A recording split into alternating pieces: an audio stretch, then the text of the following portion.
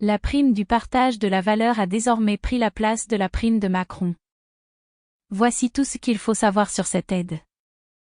Le gouvernement a proposé une loi connue sous le nom de pouvoir d'achat en réponse au climat économique actuel. Il permet de répartir et de valoriser des aides afin d'augmenter le pouvoir d'achat des Français. La prime Macron, en revanche, a également été modifiée. Tous les détails. Depuis quelques mois, l'inflation n'a cessé de flamber.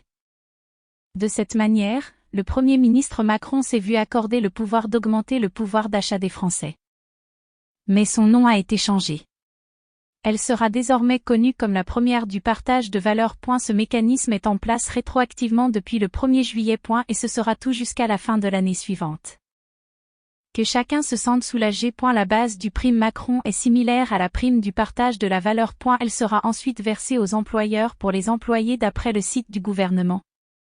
Elle va permettre une exonération de charges sociales pour encourager les entreprises à la verser, et une exonération d'impôts pour les salariés qui la reçoivent, sous certaines conditions.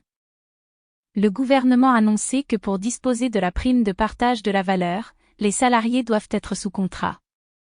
CDI, CDD, à temps plein ou à temps partiel, contrat d'apprentissage ou de professionnalisation.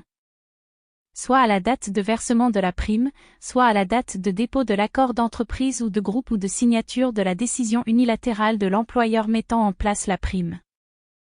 Quel montant pour la PPV ?